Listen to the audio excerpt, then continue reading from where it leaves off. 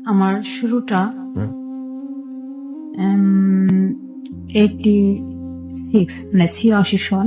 আচ্ছা তখন আমি ক্লাস 3-তে পড়ি। আচ্ছা আচ্ছা সে সময় প্রচন্ড অনুভূতি, প্রচন্ড ভালোবাসা, পড়াশোনায় খুব ভালো করব, এই একটা নেশা নিয়ে আমি প্রতিদিন স্কুলে যেতাম। আচ্ছা স্কুল কখনো আমি বন্ধ দিতাম না। আচ্ছা শুক্রবারের দিন ইভেন যদি স্কুল বন্ধ থাকতো, তারপর একটা পাগলামি করে কেন বন্ধ থাকে এটা তখন বুঝতাম না, অনেক ছোট Okay. ছিলাম তো। ওকে তারপরেও শুক্রবারের দিন আমি সারাটা দিন স্কুলে গিয়ে বারান্দায় বসে বই পড়তাম। খুব অদ্ভুত। বই পড়ুয়া ছিলাম। অদ্ভুত। কয় ভাই বোন ছিলেন আপনারা? আমরা 5 বোন 2 ভাই। মানে আপনি কি সবার বড়? না, আমি 4 নম্বর। 4 নম্বরে। ওকে। বাবা কি করতো? বাবা স্কুলের শিক্ষক ছিলেন। ওই স্কুলেরই? না, তাহলে বাবা অন্য প্রাইমারি স্কুলের প্রধান শিক্ষক ছিলেন। আচ্ছা। মা গৃহিণী ছিলেন। হুম তো পড়াশোনার প্রচন্ড অনুভূতি নিয়েই আমার বড় হওয়া। 86 সনের পরে যখন 87 সনে আমি যখন ক্লাস 4-এ, তখন আমার প্রথম লেখা প্রকাশ হয় স্কুলের দেওয়ালিকাতে। কবিতাটার নাম ছিল বৈশাখ। মানে আপনি ওই সময় লেখালেখি করতেন? জি, তখন আমার প্রথম হাতে খড়ি লেখাই। আচ্ছা। মানে আপনার পরিবারের কেউ ছিল নাকি আপনি নিজে না, থেকে? কেউ ছিল না। এটা আমার স্কুলের ম্যাডাম, মালিকা ম্যাডাম, উনি বেগম মালিকা, উনি আমাকে, আমাদের বাংলা টিচার ছিলেন, উনি আমার ভিতরে স্বপ্ন গেঁথে দিয়েছিলেন লেখার জন্য। ওকে। সেই স্বপ্নটা আমাকে তাড়িত করতো যে না, আমি একদিন বড় হয়ে লেখিও হব। লেখিকা হবেন? আচ্ছা। জি, এই স্বপ্নটা দিয়ে আমি লেখা শুরু করি। হুম। আমার বাবা এটা পছন্দ করতেন না। আর এর মাঝখানে আমি আরেকটা কথা বলিনি, সেটা হচ্ছে আমি সবসময় প্রথম স্থানে অধিকার করতাম। মানে ক্লাসে ফার্স্ট হতেন? আমি কোনোদিন সেকেন্ড হইনি আমার ক্লাসে। বাহ, বিউটিফুল। আমি যখন 88-তে যখন ক্লাস 5-এ হুম আমি জুনিয়র বৃত্তি পরীক্ষা দিব, আমাদের ফ্যামিলিটা ছিল খুব রক্ষণশীল। আচ্ছা সবাই বোরখা পরতো, সবাই পর্দা করত। আমার বাবা একটা প্রাইমারি স্কুলে প্রধান শিক্ষক হবার পরও আমাকে জুনিয়র বৃত্তি পরীক্ষাতে অংশগ্রহণ করতে দেয়নি। যে আমাদের মেয়েরা জেলা পর্যায়ের স্কুলে গিয়ে কখনোই পরীক্ষা দিতে পারবে না, এটা তার নিষেধাজ্ঞা ছিল। এই নিষেধাজ্ঞা আমি ব্যারিকেড ভঙ্গ করেও আমি যেতে পারিনি। মানে জেলা পর্যায়ে যেতে পারবে না মানে ঠিক বুঝলাম না, মানে ঘরের বাইরে হতে পারবে না?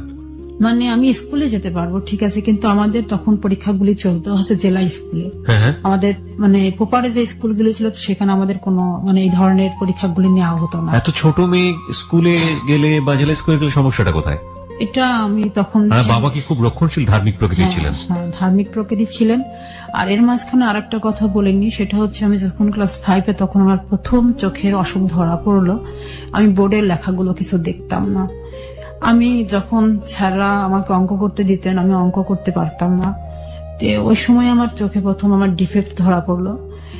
আমার বাবাকে আমি বলেছিলাম আমার চোখ দেখানোর জন্য, তো বাবা বললো যে আমি যদি মেয়েকে চশমা দেই চোখে, তাহলে আমার মেয়ের আর কখনো বিয়ে হবে না। এই একটা কুসংস্কার, হীনমন্যতা নিয়ে সে কখনোই আমার চোখের ডাক্তারের কাছে নিয়ে যায়নি।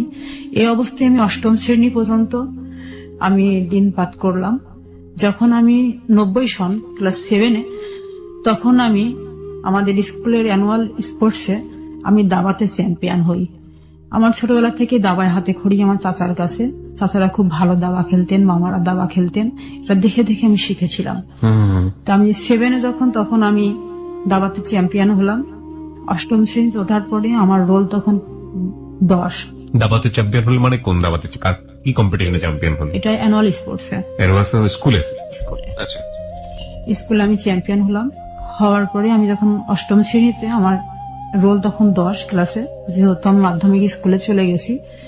তখন আমি হায়ার জুনিয়র বৃত্তি পরীক্ষা দেওয়ার জন্য একটা প্রস্তুতি নিয়েছিলাম। আমার বাবা সেটা তো অংশগ্রহণ করতে দেয়নি। এই দুইটা আমার ছোটবেলার সবচাইতে বড় কষ্ট। তারপরে আমি নিয়মিত স্কুলে যাওয়া শুরু করলাম, পড়াশোনাও করি। হঠাৎ এটা সন ছিল আগস্টের 15 তারিখ। আমার বড় চাচার বড় মেয়ে মারা গেলেন। ওই মৃত্যু বাড়িতে আমাকে দেখতে আসে। দেখতে আসার পরে বাবা পছন্দ করে, কিন্তু আমি জানতামও না যে আমার জন্য কে বা কারা আসছেন। আমি ওই দিন শুক্রবার ছিল, আমি মানে একটা বিভূতিভূষণ বন্দ্যোপাধ্যায়ের গল্পের বই হুই মাছা, ওটা আমি পড়ছিলাম ঘরে বসে। আমার ছোটবেলা থেকে গল্পের বই পড়ার প্রতি খুব নেশা ছিল। তো পড়তে পড়তে আমার মা আমাকে ডাক দিলেন, ডাক দেওয়ার পরে বললো যে পড়া বাদ দিয়ে তুমি এদিকে আসো। আমি গেলাম, বললো তোমাকে সাজতে হবে, পোশাক পরতে হবে। আমি বললাম কেন, আমি তো পোশাক পরেই আছি, নতুন করে কেন আমি পোশাক পরবো? বলে যেটা বলছি সেটা করো, কথার অবাধ্য হবে না। আমি তাদের কথা মতন পোশাক পরলাম এবং আমাকে কি করতে বলা হবে, কেন বলা হবে, কোথায় যেতে হবে এই অপেক্ষায় আমি থাকলাম। তাও বইটা আমি হাত থেকে ফেলিনি, আমি আমার পড়ার টেবিলে বইটা নিয়ে বসেই আছি। ইতিমধ্যে আমার বড় বোন, যে বোনটার বিয়ে হয়ে গেছে, সেটা হচ্ছে কুমারখালীতে, ও চলে আসলো ওর হাজবেন্ড সহ।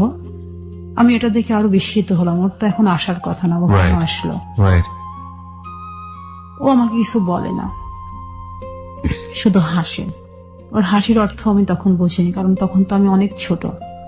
কোন ক্লাসে পড়ছেন যেন? তখন ক্লাস 8-এ। ক্লাস 8-এ পড়েন, রাইট। তারপর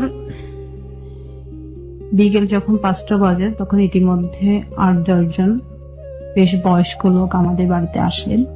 তাদের আসার অর্থটা আমি বুঝিনি। তখন মাসে একটা করে সিনেমা হতো, আমাদের বাড়িতে একটা সাদা কালো টেলিভিশন ছিল। তো আমরা সিনেমা দেখার জন্য খুব উৎসুক থাকতাম, যে মাসে তখন একটা সিনেমা হতো, মিস করতাম না। টেলিভিশনের ঘরে যখন যাব, তখন আমাদেরকে যেতে দেওয়া হয় না, এখানে যেতে হবে না, সিনেমা দেখতে হবে না। শুক্রবার ছিল না? হ্যাঁ হ্যাঁ, বিটিভিতে সিনেমা দেখাতো, জুমার নামাজের পরপরই শুরু হয়ে যেত মোটামুটি। হ্যাঁ, ওই সময় আমরা সিনেমা দেখার খুব উৎসুক ছিলাম, ছোট ছোট ভাই বোন গুলো মিলে আমরা দেখতাম। যেহেতু 8-10 বাড়িতে কোনো টেলিভিশন ছিল না, বিধে অনেক সবাই ভিড় জমাতো। গ্রামে এই সিনারিটা এখনো বোধহয় দেখা যায়, একেবারে প্রত্যন্ত গ্রামাঞ্চলে যাদের টেলিভিশন নাই তারা হয়তো এরকম করেন। তারপর আমার মা চা তৈরি করলেন, সেমাই তৈরি করলেন, ফলমূল কাটলেন, কেটে আমাকে রান্নাঘরে ডাকলেন। আমি রান্নাঘরে গেলাম, সেগুলো ট্রেতে সাজিয়ে আমাকে আমাদের বসার ঘরে নিয়ে যাওয়া হলো। আমাকে চেয়ারে বসতে বললেন, আমি বসলাম। আমার নাম জিজ্ঞাসা করলো, কোন ক্লাসে পড়ি, ঠিকানা লিখতে বললো, ঠিকানা লিখলাম। লেখার পরে ঘন্টাখানেক তাদের সামনে আমি পুতুলের মতো বসে থেকে আমি উঠে চলে আসলাম। চলে আসার পর তারপরে আর কিছু জানতে পারলাম না, যে কি হবে, কি হচ্ছে, কেন আসলেন, এগুলি আমি কিছু জানতে পারলাম না। বাবাকে শুধু দেখলাম রাত্রি 8টার সময় বাইরে গেলেন এবং 10 মিনিট পরে সে ফিরে আসলেন। এটুকুই শুধু আমার খুব বেশি করে মনে পড়ে। তো মাকে ডাকলেন, ঘরের দরজা বন্ধ করে কি বললেন সেটাও আমি জানি না। তারপরে ওই রাত্রেই বাবা চলে গেলেন কুমারখালীতে। যাওয়ার পরে পরের দিন ফিরে আসলেন, তখন বাজে সকাল 10টা। ওকে। ফিরে আসার পর কুমারখালী কোথায় ছিল এটা? কুষ্টিয়ার কুমারখালী। আচ্ছা, যেখান থেকে লোকজনগুলো এসেছিল, তাই কি? জি। ওকে। ফিরে আসার পর বাবা বাড়িতে সমস্ত কিছু তৈরি করা শুরু করলেন। ফ্যামিলির আরো অনেকে, চাচারা, মামারা, মানে একটা উৎসব একটা ভাব চলে আসলো। উৎসব ভাব তখন আমি বুঝতে পারলাম। তারপরে ওনারা আসলেন আমাদের বাড়িতে সন্ধ্যার দিকে আবার, মানে যারা এসেছিল তারা আবার আসলো। হ্যাঁ, আসার পরে ওই মুহূর্তে আমি তখন খুবই মানে হতবাক হয়ে গেলাম। এর মাঝখানে আমার আরেকটা কথা মনে পড়লো, সেটা হচ্ছে আমার ছোট মামা তখন বুয়েটের স্টুডেন্ট। মামা তখন ঢাকাতেই থাকতেন। মামা বাড়িতে ফিরলেন, এটা ছিল জুলাই মাস। ওই সময় মামা আমার রেজাল্ট দেখলেন, যে তোর রেজাল্ট কেমন।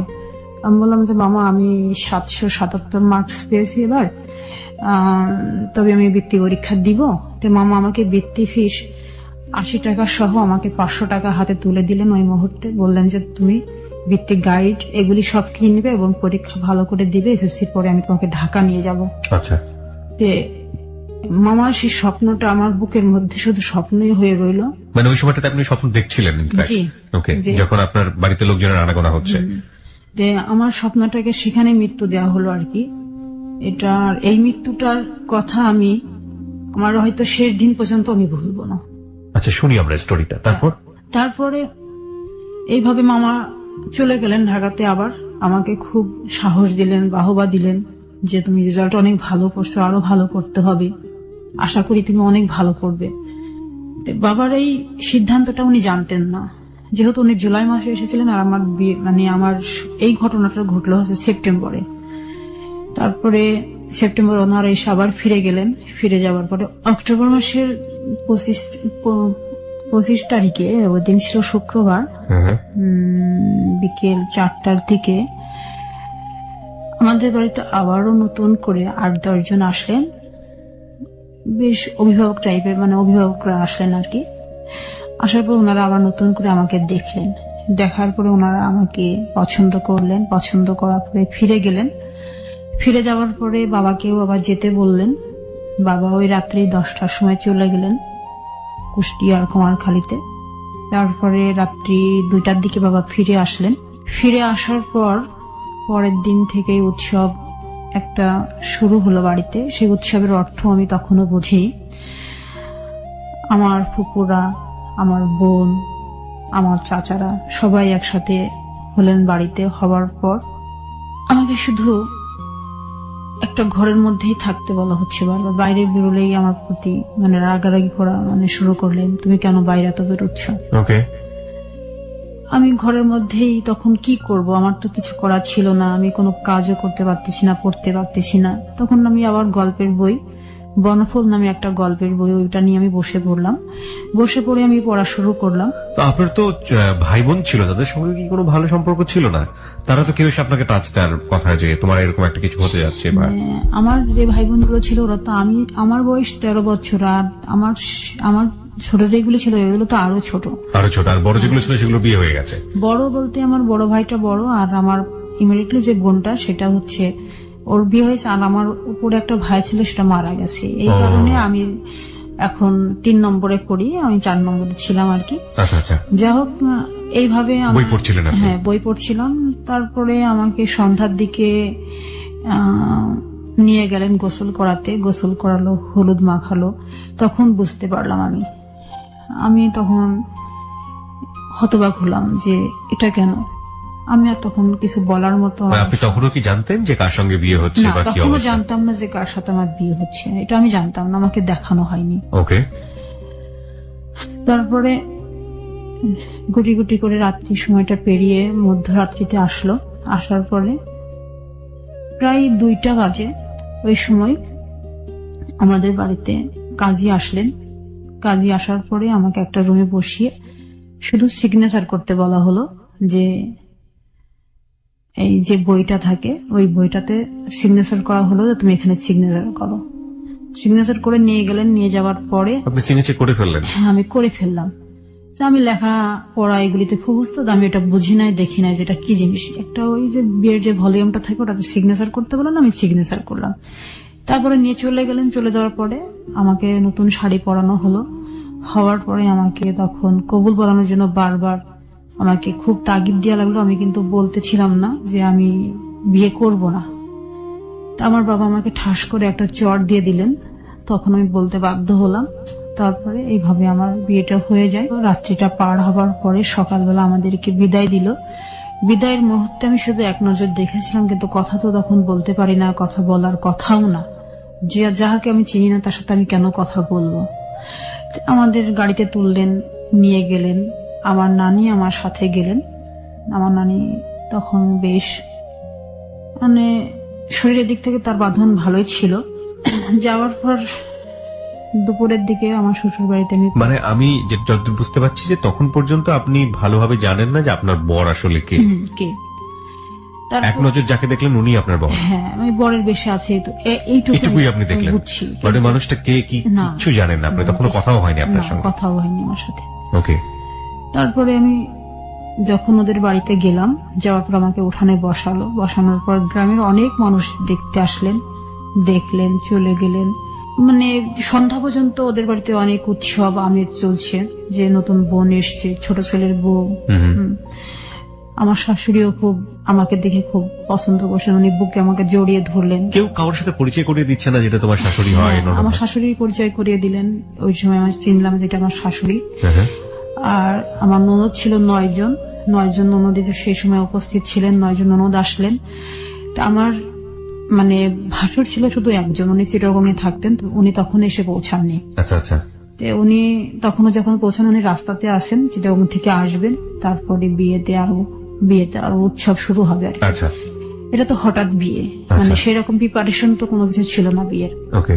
তো গ্রামে গিয়ে আপনি কি দেখলেন? আপনি তো একটা বাড়ির মধ্যে ছিলেন, ওদের বাড়ি ঘর এগুলো কেমন, কি দেখলেন? ওদের বাড়ি ঘর অনেক বড়, কারণ এখানে একটু বলে নি যে আমার শ্বশুরদের চা বাগান ছিল, খাগড়াছড়ি আব্দুল জব্বার চা বাগান, ওনারা ওই চা বাগানের মালিক, এবং অনেক গণিতে আসলে এদের অনেক টাকা পয়সা জৌলুস অনেক কিছুই ছিল।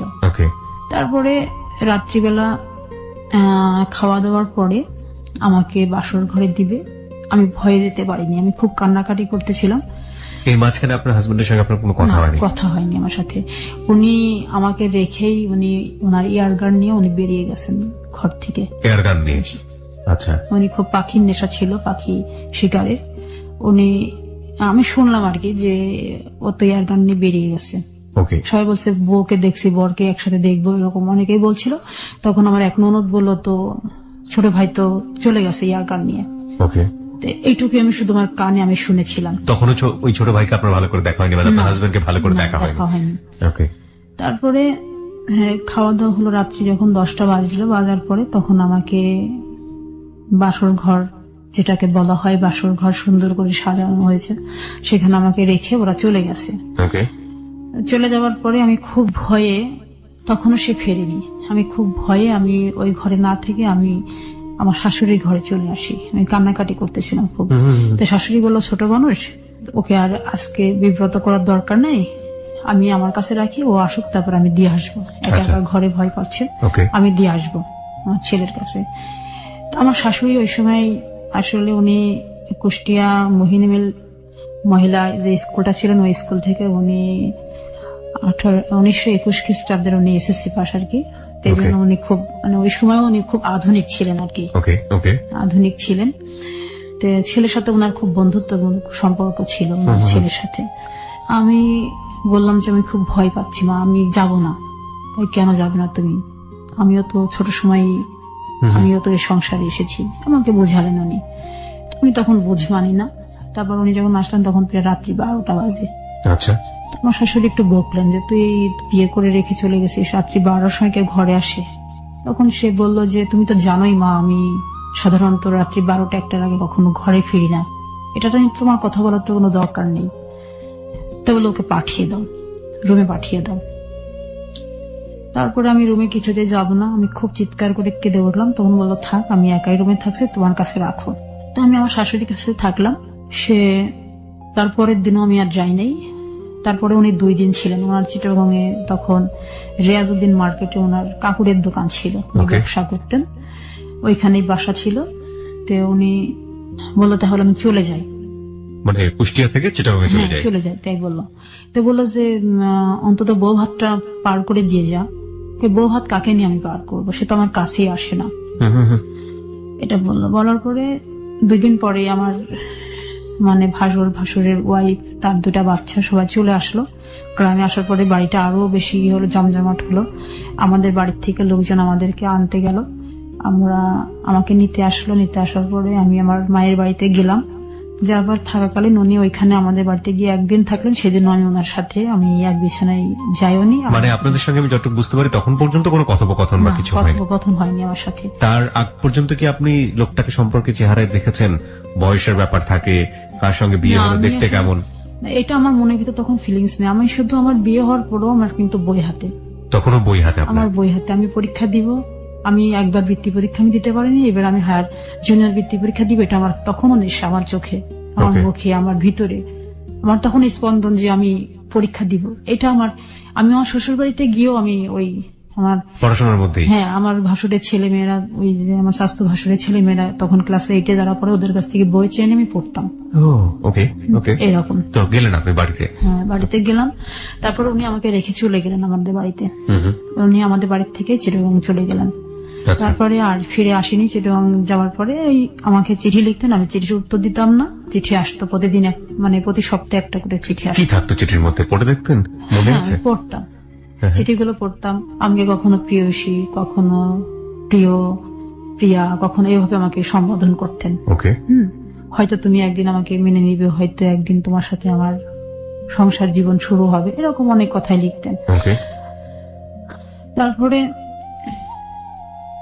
আমাকে, আমি ক্লাস 8 আমি যখন 8ম শ্রেণী যখন আমি ফাইনাল পরীক্ষা দিব, পরীক্ষাতে অ্যাটেন্ড করলাম। 5টা পরীক্ষা দেওয়ার পরে আমার আর পরীক্ষা দেওয়া হয়নি। আমার বাবা আমাকে রেখে আসলেন আপনার শ্বশুর বাড়িতে? শ্বশুর বাড়িতে। তুমি বিয়ের পরে আর থাকতে পারবে না, এখানে থাকতে পারবে না। না, আমাকে রেখে আসলেন। কিন্তু পরীক্ষাটা দেবার আমার খুব ইচ্ছা ছিল, আমার পরীক্ষাটা দেওয়া হয়নি। শ্বশুর বাড়ি থেকেও কোনো স্টেপ নিল না? না। আমার শাশুড়ি বললো যে, শাশুড়ির খুব ইচ্ছে ছিল আমি পড়াশোনা করি, কিন্তু বললো আমার ছেলের অনুমতি না দিলে আমি তো পড়াতে পারবো না, আমার শাশুড়ি। তারপর আমি ওইখানে চলে গেলাম। চলে যাওয়ার পর ডিসেম্বর মাসের 14 তারিখে উনি ফিরে আসলেন চিটাগং থেকে বিকেল 3টার সময়। আমি বাসায় বসে আর কি, আমার শাশুড়িও খুব গল্পের বই পড়তেন। সালেহা নামে একটা গল্পের বই আমি পড়তেছিলাম। তো ওইটা পড়তেছিলাম আমি, শীতের বিকেল আমি বসে বসে রোদ্রে বসে পড়তেছিলাম। আমার বাইরে সবাই বলছে যে আমার শাশুড়ির ছেলে মেয়েরা চিৎকার করে বলছে চাচা চলে এসছে, চাচা চলে এসছে। আমার শাশুড়ি এবার বাইরে গেলেন, যে ছেলেকে রিসিভ করে নিয়ে আসলেন। নিয়ে আসার পরে তখন বলছে যে মা, ওর পাগলামি কি বন্ধ হয়েছে? তাই বলছে, আগে যেরকম পাগলামি করতো এখনো কি পাগলামি করবে? কোনটাকে আসলে আমরা পাগলামি বলবো, কি আসলে পাগলামি, সেটা পুরো গল্প জুড়ে উঠে আসবে। তবে প্রিয় শ্রোতা, আমরা এই পর্যায়ে ছোট্ট একটা বিরতি নিতে চাই। আজকে এখানে নার্গিসের জীবনের গল্প আপনারা শুনছেন। আমাদের সমাজে বাল্যবিবাহের যে রেওয়াজ এবং বাল্যবিবাহের যে ভয়াবহ দিক, সেটা কি আজকের জীবনের গল্প নাকি অন্য কিছু, সেটা একটা প্রশ্ন আমাদের এই প্রথম পার্টি উদ্ভব হয়েছে। আমরা সবসময় একটা কথা বলি যে কোনো বিরতিতে আসলে আজ করার কোনো উপায় নেই যে গল্পটি আসলে কোথায় গিয়ে আবার শুরু হবে এবং কোথায় গিয়ে থামবে। সুতরাং আপনারা এক ধরনের অনুমান করলেও করতে পারেন এতটুকু শোনার পরে, বাট আসলে কি ঘটতে যাচ্ছে সেটা আমরা দেখবো। হ্যাঁ, নার্গিস, আপনি যেটা বলছিলেন যে আপনার হাজবেন্ড ফিরে আসলেন এবং আপনার মাকে প্রশ্ন করছেন যে আপনার পাগলামো কমেছে কিনা। তারপর উনি ফিরে আসার পরেই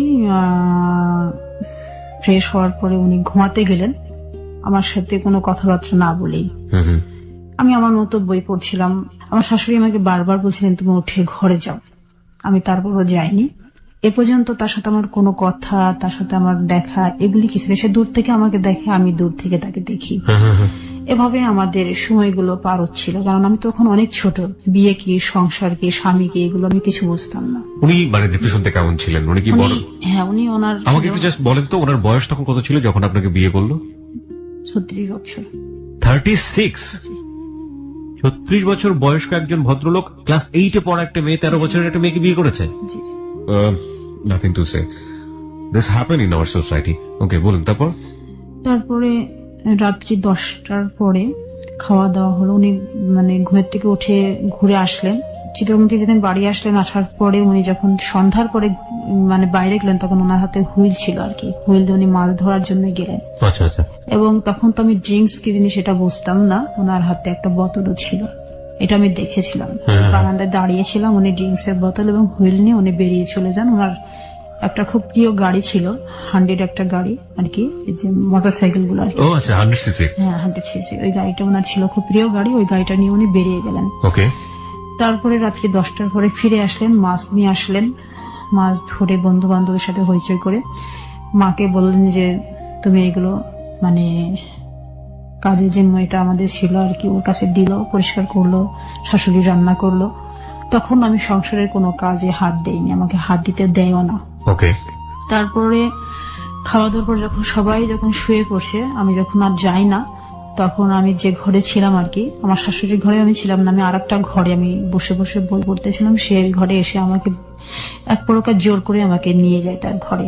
আমি খুব চিৎকার করে উঠি, খাটে নিয়ে গিয়ে আমাকে বেঁধে ফেলার পরে ওই দিনই আমার সাথে প্রথম সে সেক্স করলো এবং আমাকে রেপ করার মতো করে পড়লো। ও মাই গড। আর ওই রাত্রে আমি আমার বড় সন্তানকে আমি কনসেপ্ট করি। এটা আসলে পরে ইউরিন টেস্টে ধরা পড়ে।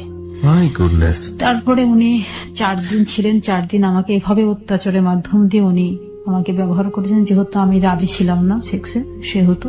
তারপর উনি 4 দিন পরে চলে গেলেন। এই যে ক্লাস 8-এ যখন আপনি আছেন, তার আগ পর্যন্ত আপনি কি জেনেছেন ব্যাপারগুলো? কেউ আপনাকে বলেছে? আপনার ফ্যামিলির কেউ এই স্বামী স্ত্রী সম্পর্কটা আসলে না, কি? এটা কখনোই বলিনি। কেউ আপনাকে বলেনি? আপনার শাশুড়ি যে এত আধুনিক মনস্ক ছিল, সেও সে কখনো তা বলতে গেছে, কিন্তু আমি শুনতে চাইনি। আমার ওইগুলি মাথার মধ্যে নিতাম না কখনো। মানে আমার ভালো লাগতো না এগুলো না, শুনতে। আমার শুনতে ভালো লাগতো না, আমার শুধু পড়তেই ভালো লাগতো। আমি পড়তাম, আমি তখন ছোট ছোট গল্প লিখতাম, কবিতা লিখতাম, আমি ওইগুলির মধ্যেই মগ্ন থাকতাম। ওকে সাহিত্য মনা ছিলাম তো এই জন্য। ওকে। এইভাবে সে আমাকে 4 দিন ইউজ করার পরে সে ফিরে গেলেন, সে তার কাজে ফিরে গেল। কাজে ফিরে গেলেন। ওকে। আর যখন আমাকে সে বিয়ে করলেন, অলরেডি সে 4টা দেশ ভ্রমণ করা আর কি, সে কুয়েত থেকে ফিরে এসে আমাকে বিয়ে করেছেন। ওকে। মানে 7 মাসের মাথায় বিয়ে করে, কুয়েত থেকে ফিরে এসে 7 মাসের মাথায় আমাকে বিয়ে করেন। আচ্ছা আচ্ছা। তাহলে তো সে অনেক অ্যাডাল্ট এবং অনেক ম্যাচিউর ছিল, জি।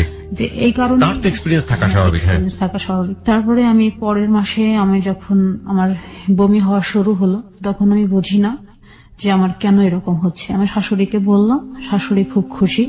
শাশুড়ি আমাকে ডাক্তারের কাছে নিয়ে গেলেন, আমাদের মানে ফ্যামিলি যে ডক্টর ছিলেন ওনার কাছে আমাকে নিয়ে গেলেন। নিয়ে যাওয়ার পরে তারপর উনি আমাকে দেখলেন, ইউরিন টেস্ট করলেন, করার পরে বললেন যে শাশুড়িমা তো কনসেপ্ট করে গেছে, এখন এতটুকু বয়সে কি বাচ্চা রাখবেন কি রাখবেন না, অ্যাবর্শন করে ফেলেন।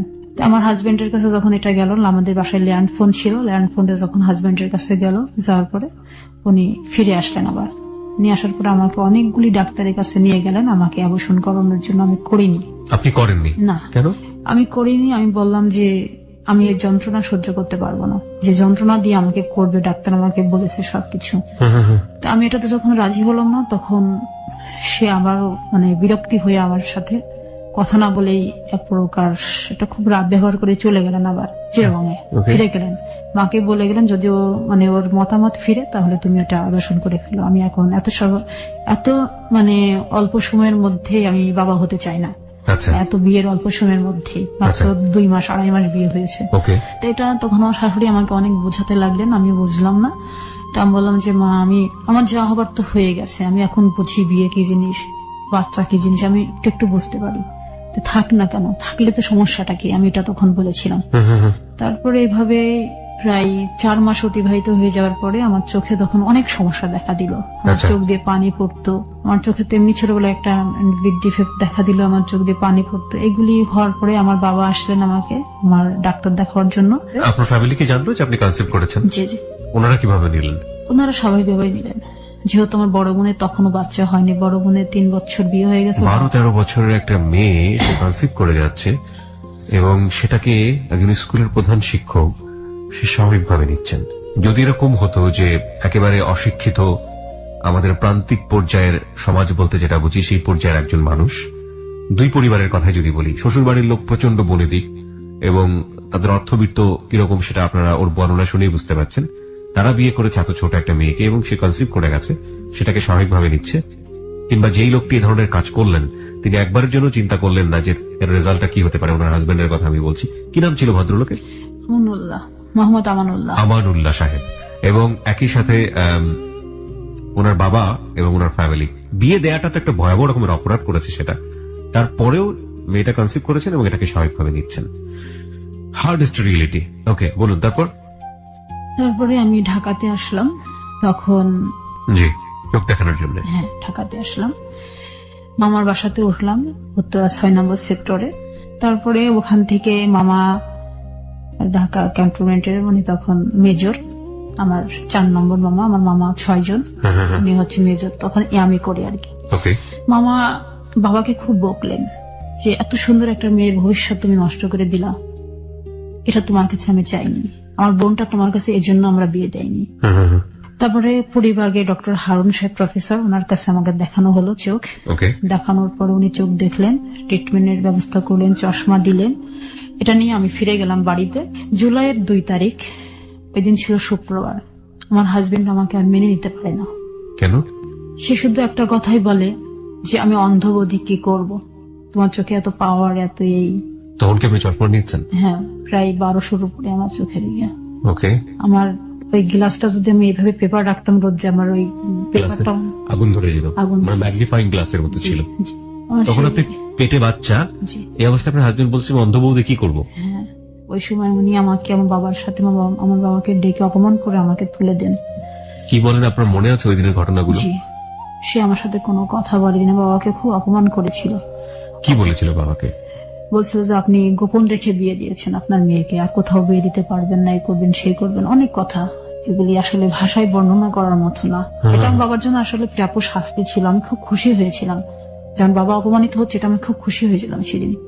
আমি তো চাইনি যে বিয়েটা হোক, এটা তো বাবার পছন্দের বিয়ে, বাবার দেখার বিয়ে, এটা বাবাই তো চয়েস করে বিয়ে দিল। আমি খুব খুশি হয়েছিলাম বাবা অপমানিত হয়। বাবা মাথা নিচু করে আমাকে নিয়ে চলে আসেন। তখন আমাদের রাজবাড়ি টু খুলনার একটা ট্রেন চলতো, তিতুমির এক্সপ্রেস। ওই ট্রেনে আমি আলমডাঙ্গাতে ফিরে যাই। কুমারখালীর থেকে ট্রেনে উঠি। তখন কত মাসের অন্তঃসত্ত্বা আপনি? আমি তখন 7 মাস, জুলাই 2 তারিখ। গুডনেস। আপনি যে ডেট গুলো বলছেন, বিভিন্ন যে ডেট গুলো বলছেন, আপনার সবকিছু মনে আছে একদম পুঙ্খানুপুঙ্খ? কিভাবে মনে আছে? আমার তো 5 বছর আগের অতীত হয়ে মনে করতে পারি না।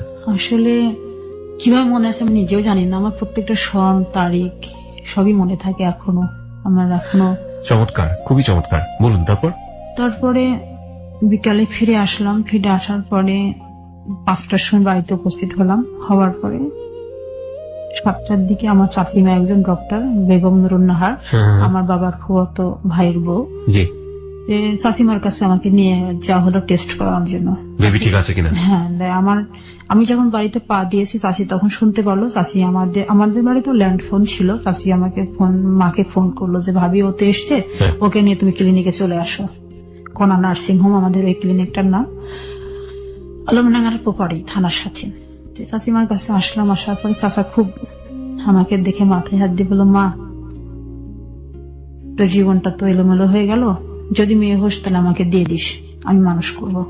পয়েন্ট করার মতো বিষয় একটা হচ্ছে, ক্লাস 8 পড়ুয়া একটা মেয়ে যার সুপার ব্রিলিয়ান্ট রেজাল্ট, যাকে পরীক্ষা দিতে দেওয়া হচ্ছে না, বৃত্তি পরীক্ষাগুলো, বিয়ে হয়ে গেছে। বিয়ে হওয়ার পরে স্বামী কি জিনিস সেটা বুঝে ওঠার আগেই কনসিভ, এবং লেখাপড়া বন্ধ। তখন একটা পর্যায়ে বাবা চোখের ট্রিটমেন্ট করাতো না, কারণ মেয়ে যদি চশমা পরে তাহলে তার বিয়ে হবে না। সেটাও ধরা পড়ে গেল, কারণ শরীর তো আসলে আর বাবার মতো না। হ্যাঁ, সেটা তো আর কোনো কিছু গোপন করে না, সেটা ঠিক মতো একসময় বেরিয়ে হয়ে যায়। সেটা ধরা পড়ার কারণে, মেয়ে চশমা পরার কারণে, মোটা গ্লাসের চশমা পরার কারণে হাজবেন্ড বাবাকে ডেকে চরমভাবে অপমান করে 7 মাসের অন্তঃসত্ত্বা অবস্থায় তাকে শ্বশুর বাড়ি পাঠিয়ে দিলেন। অর্থাৎ লেখাপড়া বন্ধ, চোখটা ভবিষ্যতে কি হবে সে জানে না, এবং একই সাথে সে 7 মাসের অন্তঃসত্ত্বা, বেবিটার কি হবে সেটারও কোনো খোঁজ খবর নেই। এরকম একটা অবস্থায় গল্প রয়েছে। হ্যাঁ, বলুন। তারপরে জুলাই মাসটা পার হলো। এরপরে কি শ্বশুর বাড়ি থেকে কেউ যোগাযোগ করছে না? আর কখনো যোগাযোগ করেনি কেউ। তবে একরকম আমাদেরকে ভুলেই গেল আর কি।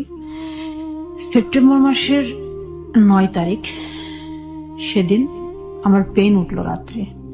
তখন অনেক রাত। আমার দাদি খুব সচেতন মানুষ ছিলেন,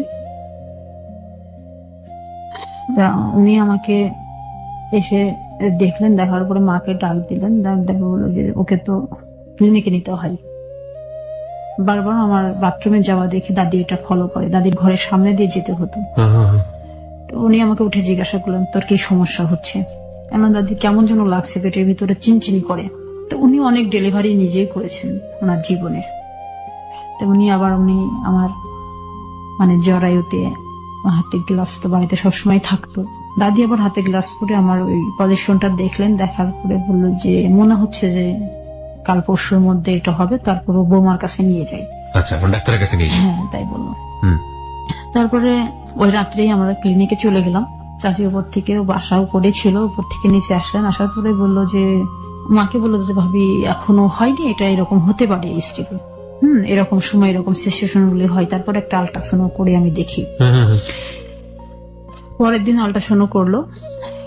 করার পরে আমাকে সেলাইন দিয়ে ফেলে রাখলো আর কি। বললো যে বাসায় যাওয়ার দরকার নেই, এখানেই থাক।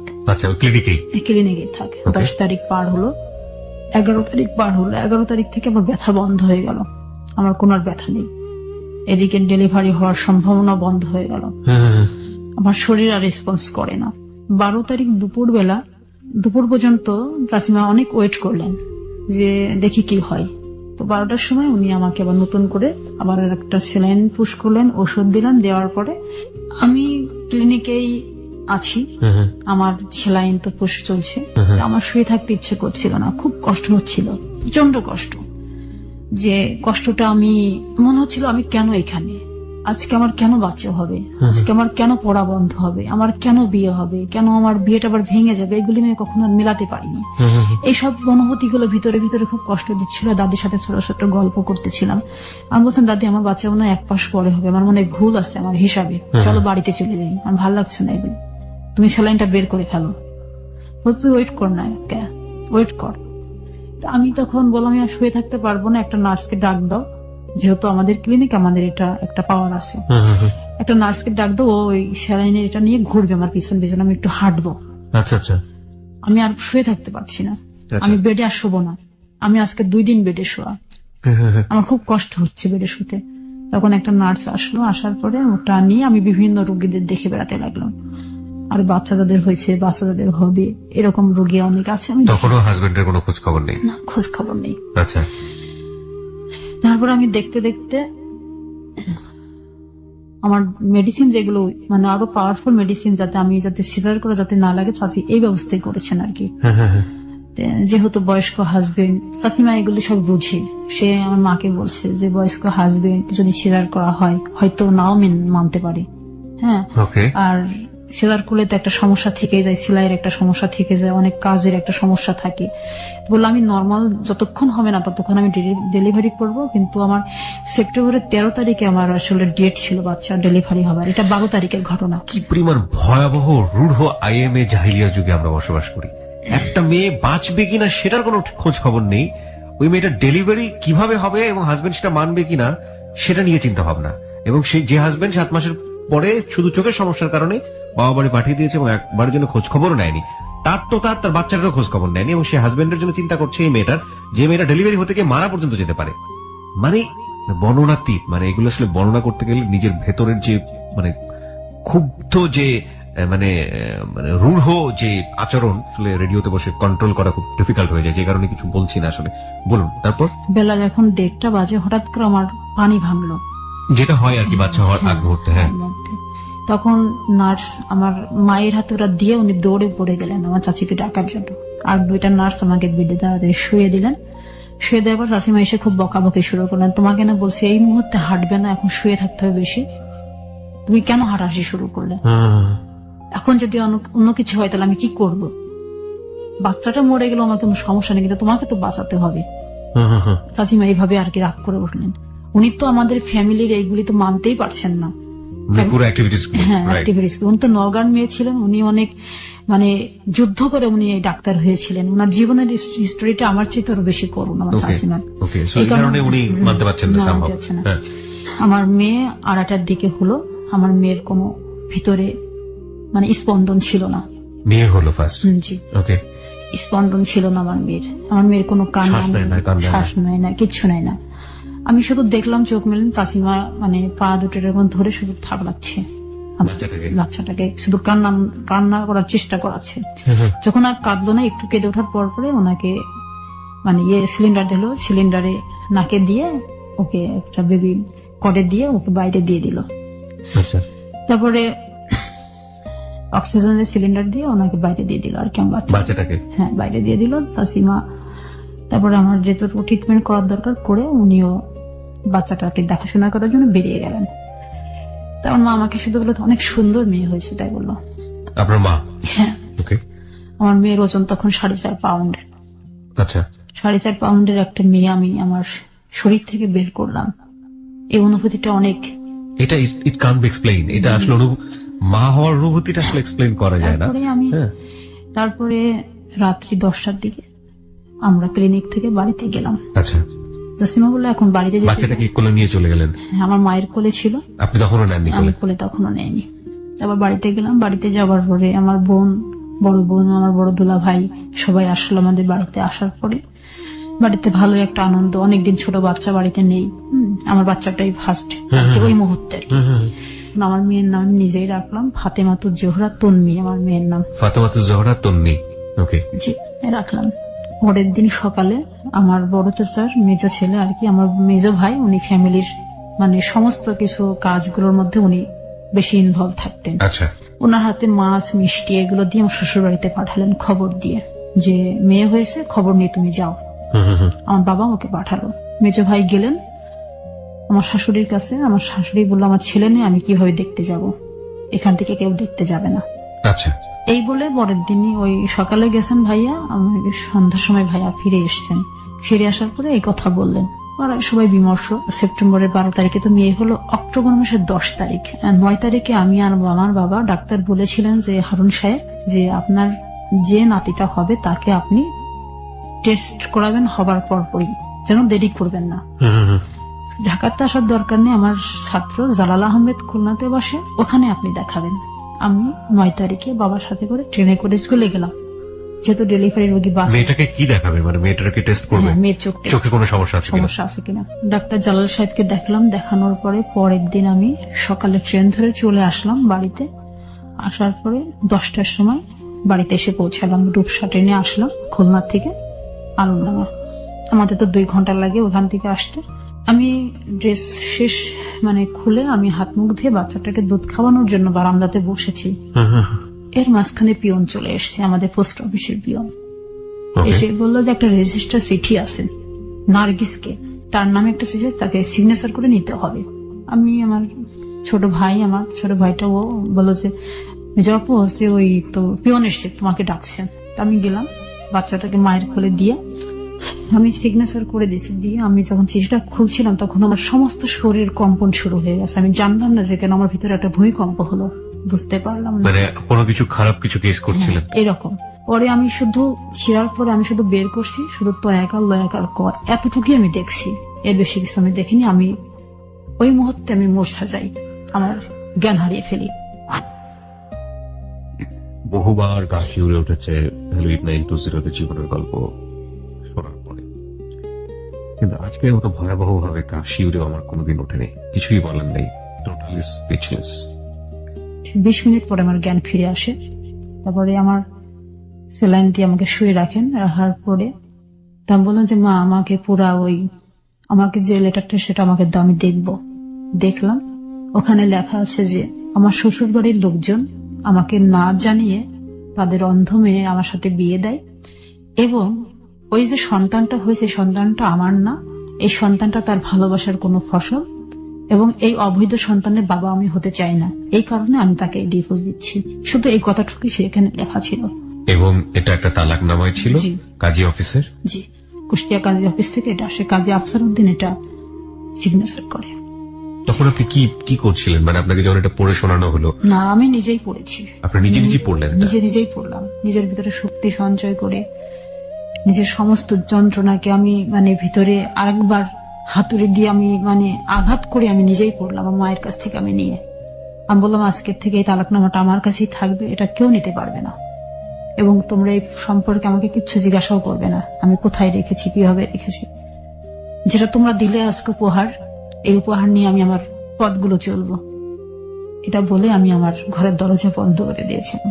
আমার মেয়ের বয়স তখন মাত্র 24 দিন। তারপর আস্তে আস্তে মেয়েটা বড় হতে লাগলো। বাবা মার রেসপন্সটা কি ছিল? এই সময়টাতে কি কিছু বলতো? হ্যাঁ, বাবা মা তখন আর কি রেসপন্স করবে।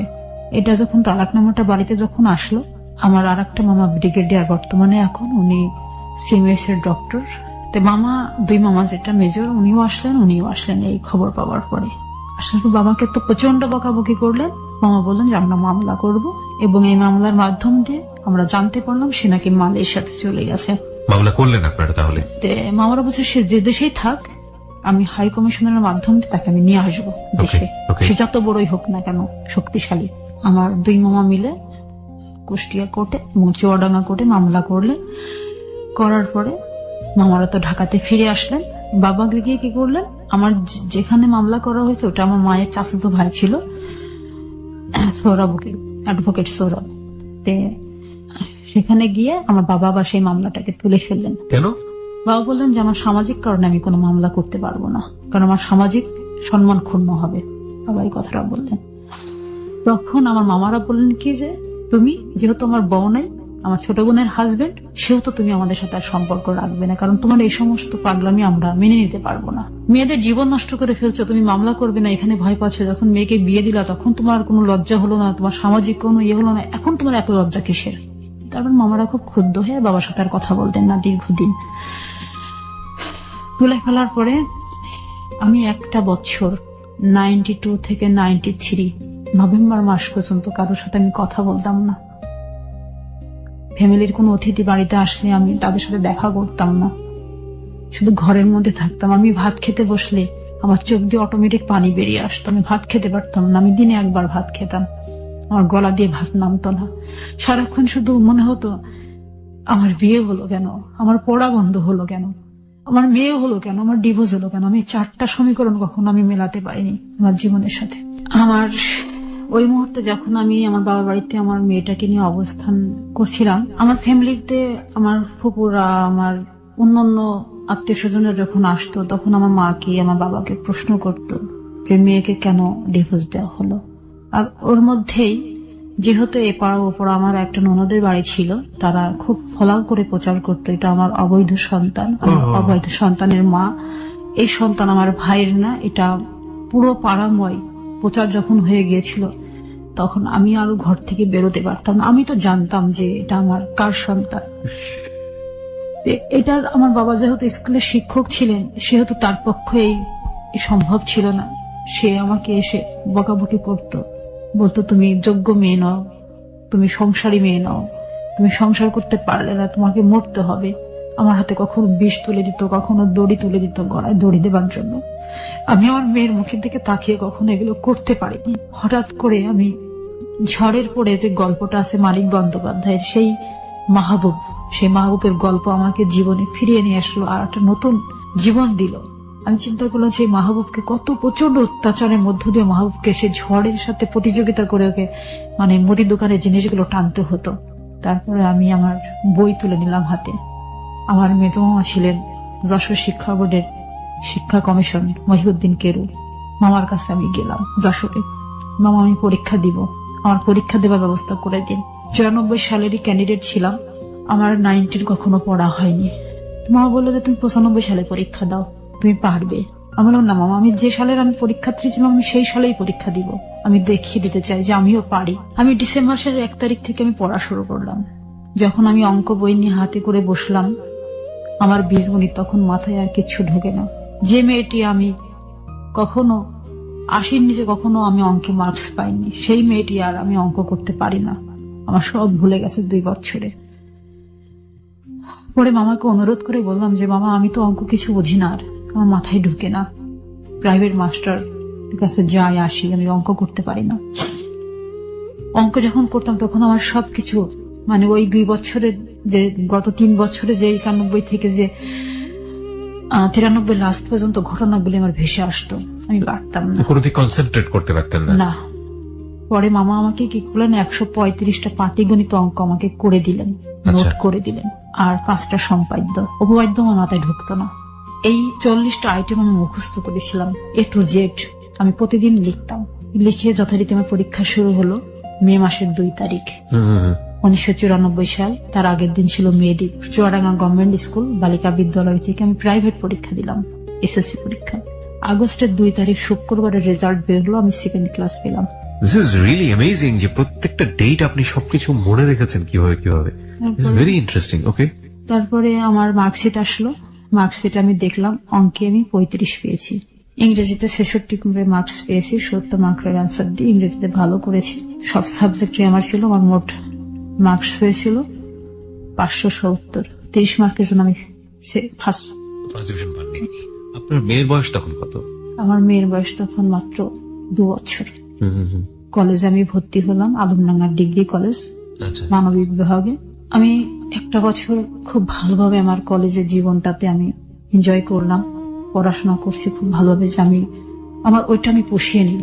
আমি এবার স্টার মার্কস পেয়ে আমি উত্তীর্ণ হতে চাই। এই সময়টাতে পরিবার থেকে বাধা আসতো না? কারণ ওই যে বাবা তো আপনাকে বৃত্তি পরীক্ষা দিতে দিত না। না, ওই সময় মামারা খুব গালাগালিজ করার পরে চাচাদের উদ্দীপনে আমি আবার পড়াশোনা শুরু করি।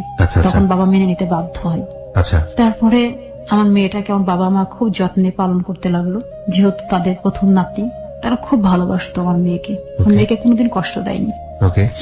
আমি যখন কলেজে ভর্তি হলাম, হওয়ার পরে কলেজে যখন পড়াশোনা করি, এই কলেজে পড়াকালীন আমি একটু খেলাধুলা মনা এবং সাংস্কৃতিক মনা ছিলাম। এই সাংস্কৃতিক অঙ্গনে যখন আমি পা ফেললাম, তখন আমার বাবা আমার প্রতি আবার বিরোধ হয়ে গেলেন।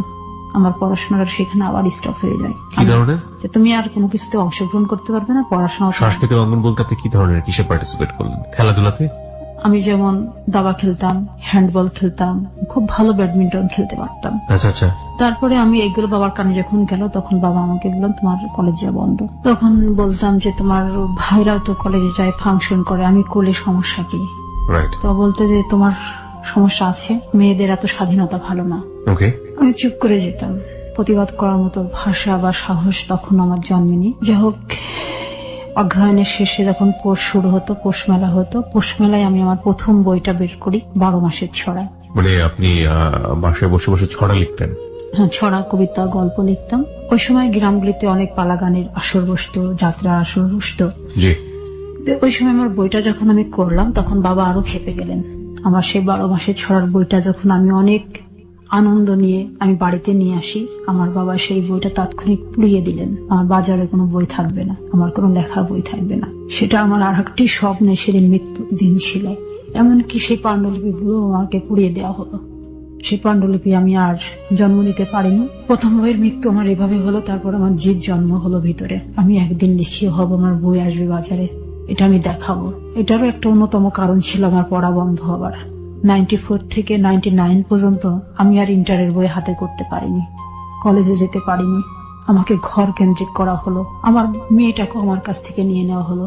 আমার মেয়েকে আমি দুধ খাওয়াতে পারতাম না, আমার মেয়েকে বুকে নিয়ে আমি ঘুমাতে পারতাম না।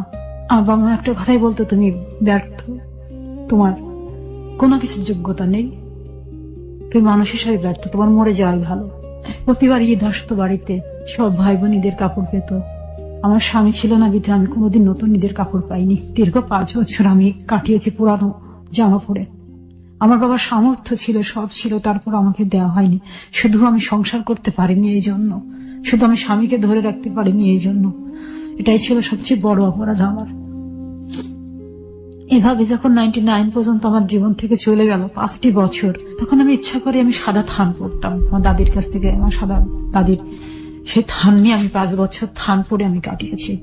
এটা পড়ার আর একটা কারণ ছিল, আমার ছোট বোন যেটা ইমিডিয়েটলি ছিল সেটা ঝিনেদায় বিয়ে হয়েছে। ওই বোনটার বিয়ের দিন আমার বাবা আমাকে ডেকে বলেছিল, তুমি বিয়ের কোনো জিনিস ধরবে না, আমার মেয়ের জীবনটা নষ্ট হয়ে যাবে। সেদিন আমি খুব কষ্ট পেয়ে আমি বাড়ির ঝাড়ের নিচে, আমাদের বাড়িতে একটা বাঁশের বাগান ছিল, বাগানে গিয়ে আমি বসেছিলাম, প্রচুর কেঁদেছিলাম। সেদিনকে থেকে আমি রঙিন কাপড় পরে পড়া বন্ধ করে দিয়েছিলাম। এটা 1995 সালের 29শে মে। তারপরে থেকে আমি আর কোনোদিন 99 সাল পর্যন্ত আমি রঙিন কাপড় পরিনি। 99 সালে ছোট মামা যখন ফের আমাদের বাড়িতে আসলেন, দীর্ঘ একটা মান অভিমানের পরে মামা এসে বাবাকে খুব রাগারাগি করলেন, বলে ওকে পরীক্ষা দেওয়া হোক, ও পরীক্ষা দিবে, ভালো রেজাল্ট করবে। 99 সালের মে মাসে আমার ইন্টার পরীক্ষায় আমি অংশগ্রহণ করলাম। মাত্র 4 মাস আবার পড়াশোনা করলাম, রাত দিন খেটে পড়াশোনা করে আমি 2nd ক্লাস পেলাম ইন্টারে। ডিগ্রিতে ভর্তি হলাম আমি বিএসএস গ্রুপে, সমাজ বিজ্ঞান রাষ্ট্রবিজ্ঞান সাবজেক্ট নিয়ে আমি ভর্তি হলাম। বিএ ফার্স্ট ইয়ারে যখন আমি কুষ্টিয়া গভর্নমেন্ট কলেজে ক্লাস করি, প্রতিদিন ট্রেনে যেতাম, সকালের ট্রেনে, আমি বিকালের ট্রেনে ফিরে আসতাম ক্লাস করে। মেয়েটা বাসায় থাকতো, আমার মায়ের কাছে, আমার বোনদের কাছে থাকতো। মেয়ে তো তখন বড় হয়ে গেছে, বাবার কথা বলতো না? না, কখন বাবার কথা জিজ্ঞাসা করিনি। বাবার কোনো স্মৃতি ওর তো জানা নেই সেই সময় পর্যন্ত, না, ওর তো কিছু জানা নেই। 99 সালের বিএ ফার্স্ট ইয়ারে যখন স্টুডেন্টস, তখন 16 ডিসেম্বর আমার মা পিঠা বানাচ্ছিল। ওই মুহূর্তে বাড়িতে ফোন আসলো যে আমার ওই হাজবেন্ড মালয়েশিয়া থেকে ফিরে আসছে, সে আমাকে নিতে আসবে। এইটুকু শুধু খবর শুনলাম আমি। আমার দুলাভাইয়ের কাছে এটা জানিয়েছে যে আমি ভুল করেছি, আমার বউ এবং মেয়েকে আমি নিয়ে যাব, আমাকে যেন ক্ষমা করা হয়। সে 7 বছর পরে মালয়েশিয়া থেকে ফিরে আসলো। সেই সময় সে আমাকে তো ফেলে চলে গেল, সে মালয়েশিয়াতেই চলে গেছিল গোপনে, ভাবে কেউ জানতো না। তারপরে সে 17 ডিসেম্বরে সকাল 10টায় আমাদের বাড়িতে আসলো। আসার পরে আমার বাবা আমাকে বললো তোমাকে যেতে হবে। আমি বললাম আমি যাব না। যেটা আমি যে অধ্যায়টা একবার আমি ভুলে গেছি, সেই অধ্যায়টা আমি নিয়ে আর, মানে এত ঝড় পাড়ি দেওয়ার পরে আবার সেই ঝড়ের মুখে ফেলে দিচ্ছে। হ্যাঁ, আমি সেখানে আর যাব না, আমি যেতে চাই না। আমার একটা মেয়ে আছে, আমি পড়াশোনা করতে চাই। আমি যদি বিয়ে ভালো রেজাল্ট করি তাহলে আমি ল ভর্তি হব, আমি যদি লতে ভালো রেজাল্ট করি তাহলে আমি ব্যারিস্টার হব। আমি আমার মতো মেয়েদের পাশে গিয়ে আমি দাঁড়াতে চাই, ব্যারিস্টার পাশ করে। এটা আমার পরের স্বপ্ন আমি গেঁথে নিয়েছিলাম মনের ভিতরে, এবং সেই মন্ত্রটা নিয়ে আমি কাজ করছিলেন। হ্যাঁ, কাজ করছিলাম। তারপরে সকাল 10টা থেকে প্রায় বিকেল 4টা পর্যন্ত অনেক আলোচনা, অনেক মিটিং হলো বাড়িতে। আমাকে কেউ রাজি করাতে পারে না, ফ্যামিলির। আর আমার চাচারা আসলেন, চাচারা বললেন যে এভাবে তো দেওয়া যায় না, যেটা ডিভোর্স হয়ে গেছে, তারপরে তো একটা নিয়ম আছে, নিয়মের বাইরে তো কিছু করা যায় না, তো তুমি নিয়মের বাইরে কেন কাজ করছো? তারপরে মামাদের কাছে সাজেশন নেওয়া হলো। মামারা বললো আমরা কোনো সাজেশন দিতে এখন পারবো না, কারণ সাজেশন দেওয়ার আগে তুমি সবকিছু নষ্ট করে ফেলেছো। আমাদের কাছে সাজেশন নিলে এখন লাভ হবে না, আর আমরা এর মধ্যে থাকতেও চাই না। আচ্ছা, যেহেতু তুমি মামলাটা সেই সময় তুলে ফেলেছিলে, পুনরাবৃত্তি একটা একই ঘটনার ঘটুক এটা আমরা চাই না। ঢাকার থেকে তারা জানিয়ে দিল, তারা কেউ গেল না। ওকে। তারপরে আমার মেজো চাচা তখন বাড়িতে ছিলেন, চাচাকে ডেকে আনা হলো। চাচা আমাকে বললো যে দেখ মা, তোর তো জীবন তো নষ্টই হয়ে গেছে, তোমার একটা সুন্দর ফুটফুটে মেয়ে আছে, মেয়ের বাবা দরকার, মেয়ের একটা পরিচিতি দরকার। চাচা অনেক বোঝালেন। তা বললাম চাচা, তুমি কি পারতে তোমার মেয়েকে এভাবে বড় করতে? তুমি কি পারতে তোমার মেয়ে হলে ওইখানে পাঠাতে? তোমারও তো একটা মেয়ে আছে, যে মেয়েকে তুমি আজকে ডাক্তারি পড়াচ্ছ। আমার কি স্বপ্ন ছিল না ইঞ্জিনিয়ার বা ডাক্তার হওয়া? আমার এই বোন ডাক্তার হচ্ছে, তুমি আজকে অনেক দূরে থাকো বিধায় তুমি ডাক্তার করতে পারলে, তুমি রাজধানীর বুকে থাকো বিধায় সেজন্য তোমার মেয়ে ডাক্তার হলো, কিন্তু আমি হতে পারলাম না কেন? আমার কি অপরাধ ছিল? যতক্ষণ মাথায় হাত দিলে বেরিয়ে গেল, বলছে আমি কিন্তু তোর প্রশ্নের উত্তর দিতে পারবো না, কারণ তোর বাবার একদমতার কারণে আমি ফেল করে গেছি তোর বাবার কাছে। চাচা তখন রাগ করে, বাবার সাথে রাগ করে চলে গেলেন, বলছে তুই আমাকে আর ডাকবি না। রাত্রি 10টা বেজে গেছে, শীতের রাত। পরে বাবা আমাকে ঘরে ডেকে নিয়ে গিয়ে বললেন যে তুমি যদি আজকে এখান থেকে না যাও তোমার মেয়েকে নিয়ে, তাহলে তোমাকে আত্মহত্যা করতে হবে, তোমাকে আমি আর রাখতে পারবো না আমার বাড়িতে। কারণ তোমার মেয়ের এই যে যার সন্তান, তোমার মেয়ে যে অবৈধ সন্তান, এই কথা আমি শুনতে পারি না। আর তখন আমি বাধ্য হলাম যেতে। আমার ওই আবার নতুন করে আমার কাবিননামা তৈরি হলো। সেই কাবিননামাতে আমাকে ফের দেখানো হলো আমি, এটাই আমার প্রথম বিয়ে। আগের একটা কাবিননামা আছে, সেখানেও আমার প্রথম বিয়ে, সেই একটা তারিখের 1991 সালের। আবার সেই 1999 সালে ফিরে এসে আমাকে আবার সেই একই হাজবেন্ড, একই ঠিকানা, আবার একই কাবিননামা, আমার প্রথম কাবিননামা, কিন্তু মাঝখানে একটা সন্তান। এটা নিয়ে আমাকে আবার ফিরে যেতে হলো সেই হাজবেন্ডের বাড়িতে। আবার ফিরে গেলাম সংসারে, এবং সেই রাত্রি সে আমাকে তার আসল রূপ দেখালো। সে বলল আমি তোমাকে শুধু ইউজ করার জন্য বিয়ে করেছিলাম, সংসার করার জন্য না। এই ধরনের কথা সে আপনাকে বললো? হ্যাঁ, বললো। তখন আমার আর কিছু করার নেই। সে আমাকে একটা কথা বলল, তুমি পড়াশোনা করতে পারবে না, তোমার পড়া বন্ধ। আমি কলেজে যেতাম বলে সে সারাশি দিয়ে আমার এই যে দাঁতগুলো তুলে ফেলে। My goodness. এই দাঁতগুলো তুলে ফেলাম যাতে কথা বলতে না পারি, পড়তে না পারি। এগুলো সে বাসার মধ্যে করেছে? জি। তখন শুরু হলো আমার জীবনের অত্যাচার। আপনার মেয়ে এগুলো দেখেনি? মেয়ে জানতো না এগুলো? ছোট মেয়ে? আমার বড় মেয়েটা, সেই মেয়েটা কখনো বাবার সাথে কথা বলতে পারেনি, বাবার আদর কখনো আমার মেয়ে পাইনি। সারা শীতে দাঁত তুলে ফেললো মানে এটা কিভাবে করলো সে? আমি পড়াশোনা করতাম বিধায় তাই প্রচন্ড অত্যাচার করতো, প্রচন্ড মারধর করতো। বাড়ির আর লোকজন এগুলো দেখতো না? বাড়িতে লোকজন শুধু আমার শাশুড়ি, আমি, আমার হাজবেন্ড আর আমার বাচ্চার কেউ নেই। সবাই তো শহরে থাকে। গ্রামের বাড়িতে অনেক বড় বাড়ি, 3.5 বিঘার উপরে বাড়ি। এই শব্দটা কোথাও যাবারও কথা নেই। দরজা বন্ধ করে দিয়ে আমার এই দিকে দাঁতগুলো নেই। এগুলো সব টানতে টানতে তুলে ফেলতো? প্রথম ভাঙতো হাতুড়ি দিয়ে, এগুলো ফুলে আমার এরকম হয়ে গেছিল সেই সময়।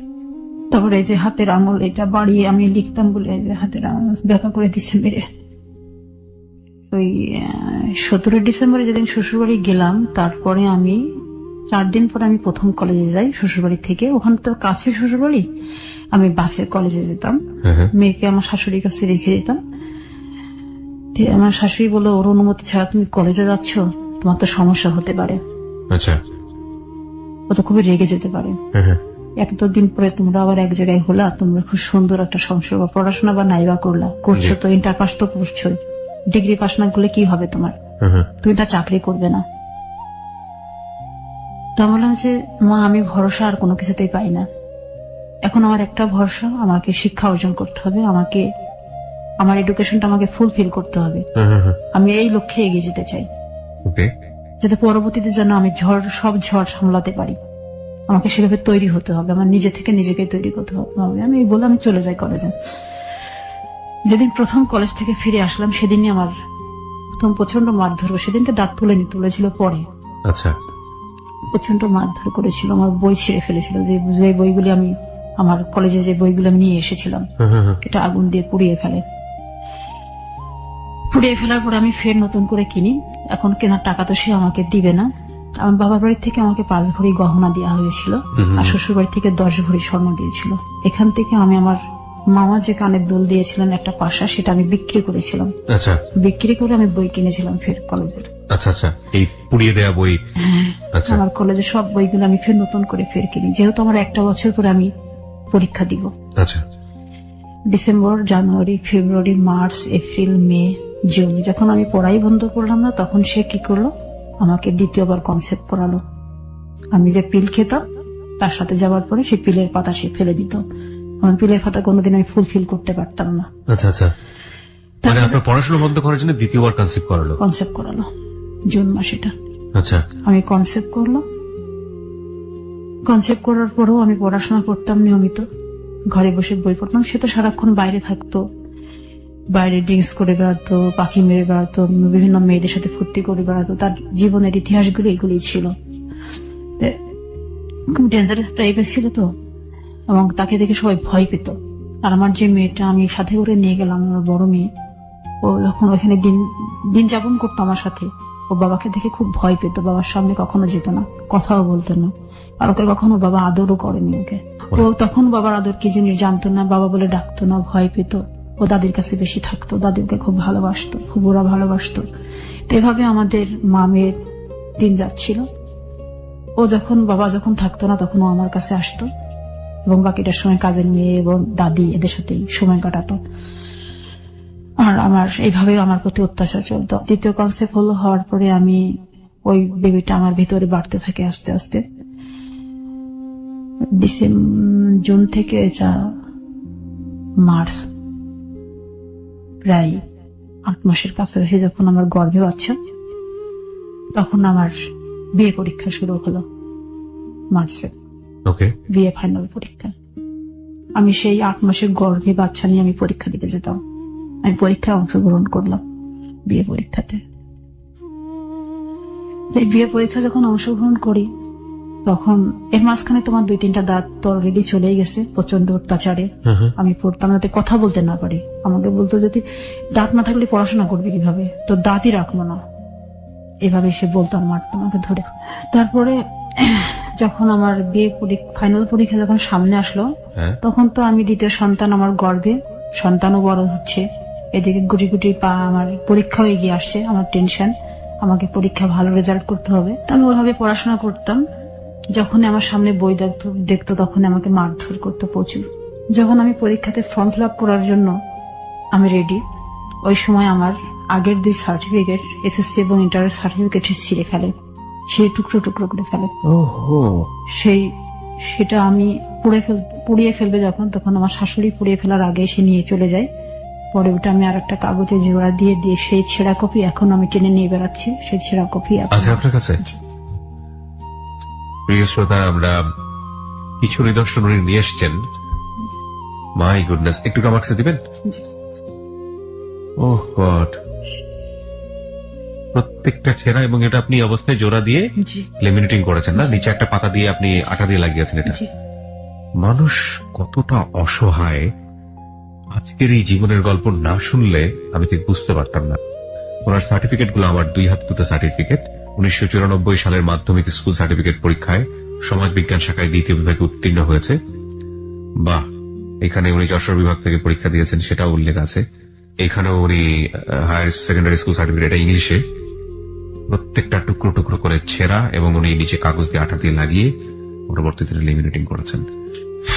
বলুন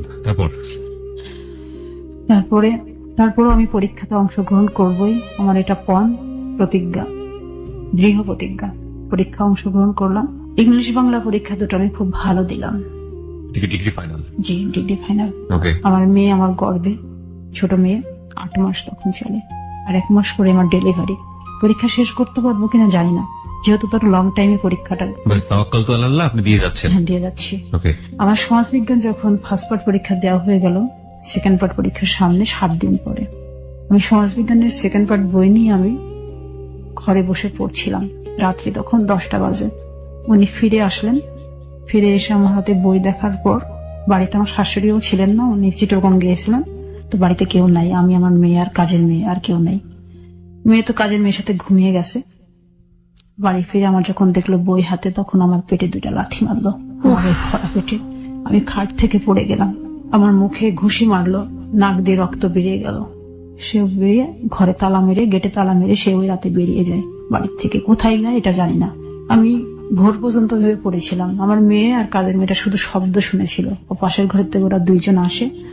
আসার পরে আমাকে ওই অবস্থায় দেখে, রক্ত বেরোনো দেখে ও ভয় পেয়ে যায়, কান্নাকাটি করতে থাকে। তখন ওর পাশে যে আমার চাচাতো ভাসুরা ছিল, ওরা দৌড়ে আসে, ঘেরের দরজা বন্ধ, প্রাচীর টপকিয়ে আসে, তালা ভাঙে ওই রাত্রে। তালা ভেঙে তারপরে আমাকে ডাক্তারখানায় নিয়ে যায়। আমি অ্যাডমিট হই। 4 দিন আমি হাঁটতে পারতাম না আমার পেটে লাথি মারার কারণে। পরে তহমিনা যে আমাদের ফ্যামিলির ডাক্তার, সে বলল যে বাচ্চা উল্টে গেছে, ভিতরে বাচ্চা ডিফেক্ট হয়ে গেছে। আমি আমার পরীক্ষা দিতে পারিনি। আমার হাঁটা চলা বন্ধ হয়ে গেল। ডাক্তার বলল যে তুমি পরীক্ষা চাও না জীবন চাও? তা আমি বললাম আমার পরীক্ষাটা খুব ইম্পর্টেন্ট, আমার পরীক্ষাটা আমি দিতে চাই, আমি বেডের শুয়ে হলো পরীক্ষা দিব। তুমি কি পারবে? আমি বললাম আমাকে পারতেই হবে। আমি পরীক্ষার হলে গেলাম। হলে যাবার পরে ওই পরীক্ষাটা তো আমার 7 দিন পরে ছিল, আমি দিয়ে দিলাম। পরীক্ষাটা খুব ভালো আমি দিতে পারিনি। তারপরে আমার ব্লিডিং শুরু হয়। শুরু হওয়ার পরে আমি আর যেতে পারিনি। তারপরে আমি আমার মায়ের বাড়িতে চলে আসি। আমার পরীক্ষা ওই জায়গায় স্থগিত হয়ে গেল। আমার স্বপ্নের অধার হয়ে থাকলো, আমার বিয়ে পাশ করা আরো হলো না। তারপরে আমি চাষির কাছে ট্রিটমেন্টে থাকলাম। থাকার পরে মেয়েটা 1 মাস অতিরিক্ত হয়ে গেল পেটের মধ্যে, আর ডেলিভারি আমার পেন আসে না। মেয়েটা ভিতরে মল ত্যাগ করে ফেলছে। যেখানে 9 মাসের বাচ্চা হওয়ার কথা, সেখানে 10 মাস হয়ে গেছে। ও কোন রকম বেঁচে আছে ভিতরে। পরে চাষিমা 7 ঘন্টা আল্ট্রাসাউন্ড রিপোর্টে ওটা 7 ঘন্টার মধ্যে যদি ডেলিভারি না হয়, মা মেয়ে দুজনাই পৃথিবী ছেড়ে চলে যাওয়ার সম্ভাবনা আছে। এই রিক্সে চাষিমা আমাকে ডেলিভারি করালেন। ডেলিভারি করানোর পরে মেয়েটা হলো আধমরা একটা মেয়ে। সেই মেয়েটা অনেক ট্রিটমেন্টের পর বেঁচে উঠলো, কিন্তু সে বেঁচে থাকাটা এখন আর বেঁচে থাকা নয়। ওই যে লাথি মারার কারণে ওর জীবনে ওর ডিফেক্ট নিয়ে যে শিশুটা খুব সুন্দরভাবে পৃথিবীতে আসতো, তার সুন্দর জীবনটা ব্যাহত হলো। আমি আবার 26 দিনের মেয়ে নিয়ে আমি আমার শ্বশুর বাড়িতে ফিরে গেলাম। যেহেতু মেয়ের স্কুল আছে, সুস্থ হয়ে ফিরে গেলাম। এই ছোট মেয়েটা, বড় মেয়েটা, এই নিয়ে আমি সংসার করি, সংসারে আছি। বইগুলো প্রতিদিন হাত দিতাম আর কাঁদতাম যে আমার এত যন্ত্রণার পড়াশোনা, সেই পড়াশোনাটা আমি আজকে পড়তে পারলাম না। তারপরে আমার মেয়ের বয়স তখন 13 মাস, ছোট মেয়ে। তখন ফির সে আমাকে কনসেপ্ট করালো, আবার তোমাকে কনসেপ্ট করতেই হবে। আবার আমার সন্তান আসলো, ছেলে পেটে আসলো। ছেলে পেটে আসার পরে আমি অসুস্থ হয়ে গেলাম। আমি বিছানাতে, আমি আর উঠতে পারতাম না। দিদি প্রচন্ড মারধর করতো। আমার বড় মেয়েটা এতটাই তার কাছে চক্ষুশূল ছিল। 7 বছরের তো 8 বছরের মেয়েরা তো কান ফোড়ায়। আমার বড় মেয়েটা যখন কান ফোড়ালো, শখ করে ছোট কুকুর কাছ থেকে, সে কানটাকে সে বাড়িয়ে কান দিয়ে রক্তপাত করে দিয়েছিল আমার বড় মেয়ের। ইভেন কি মেয়েটাকেও সে কখনো রেহাই দিত না। তারপর ছেলেটাকে পেটে নিয়ে যখন আমি এভাবে আর পড়াশোনা করতে পারলাম না, আমার শ্বশুর বাড়িতে তখন খুব কষ্ট হতো। যেহেতু ওখানে ডাক্তার, গ্রামের বাড়িতে ডাক্তার অনেক দূরে, আর বাড়িতে কোনো ডাক্তার নেই, সেহেতু চাষিরা আমাকে বললো তুমি বাড়িতে চলে আসো, যে তোমাদের বাড়িতেই ডাক্তার, বাড়িতেই সবকিছু। তো বাড়িতে চলে গেলাম, থাকলাম বাড়িতেই।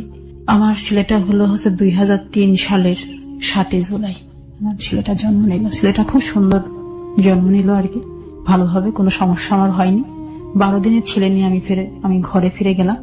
জানুয়ারি মাসের 4 তারিখে আমি ছেলে কোলে নিয়ে আমি কাজ করতেছিলাম রান্নাঘরে। তো আমার কাজের মেয়েটাকে দিয়ে বললাম যে কাপড়গুলো একটু ভেজা ভেজা আছে, আমি এগুলোর একটু শুকিয়ে নিয়ে আসি চুলার থেকে। শুধু হিটারে দিয়েও হচ্ছে না, আয়রন করে হচ্ছে না, তো বাচ্চাটা নিয়ে আমি আসতেছি। তখন রাত্রি 8:30 বাজে। আচ্ছা, আমার মেয়েটার টিচার এসে তখন মেয়েটাকে পড়াচ্ছে, বড় মেয়েটাকে। তারপরে আমার গায়ে আগুন লেগে গেল। আগুন লেগে গেল মানে? চুলার থেকে আগুন লাগলো আমার গায়ে। আচ্ছা। আমার শরীরের অর্ধেক অংশ পুড়ে গেল। পুড়ে যাওয়ার পরে আমি সেন্সলেসে পড়ে থাকলাম। সবাই আসলো, আমাকে ওখান থেকে আগুন থেকে উদ্ধার করলো। শাড়িতে আগুন লেগে গিয়েছিল। লেগে যাওয়ার পরে ওই রাত্রে আমাকে ডাক্তারখানায় অ্যাডমিট করা হলো। আমার হাঁটুর উপর থেকে আমার মাঝার পর্যন্ত আমার সমস্ত পুড়ে একদম ঝলসে গেল। ঝলসে যাওয়ার পরে আমি এই বিছানায় যখন পড়ে গেলাম, বাচ্চা 3টা, ছোট মেয়েটা ওই রকম হাঁটতে পারে না, ছেলেটা মাত্র হয়েছে 7 মাসের সন্তান কোলে। তারপর সে যে কি বিভৎস মানে অবস্থা আর কি, ডাক্তার ড্রেসিং করছে, ব্যান্ডেজ করতেছে, এইভাবে আমার প্রতিদিন একটা একটা করে দিন পার হতো। আর আমার ফ্যামিলির কেউ আমাকে তখন দেখতে আসেনি। আর এই যে আপনি বলছিলেন একটু আগে যে দাঁত উপড়ে ফেলতো, হাতের নখ ভাঙতো যাতে আপনি লেখাপড়া করতে না পারেন, এগুলো আপনি আপনার পরিবারে বলতেন না? মাকে বলতেন না? বাবাকে বলতেন না? আমার ওই যখন এগুলি করতো তখন তো বললেও তারা বিশ্বাস করতো না। আর আমার ফ্যামিলির লোকজন তখন কম যেত আমাদের বাড়িতে। আর আমার বাচ্চাগুলি হয়ে যাওয়ার পরে যখন আমার অত্যাচারটা যখন বেশি বাড়লো, যখন আমি পুড়ে গেলাম, তখন আমার ফ্যামিলির কারোর মুখ আমি দেখিনি। দাঁতগুলো কি দিয়ে তুলতো উনি?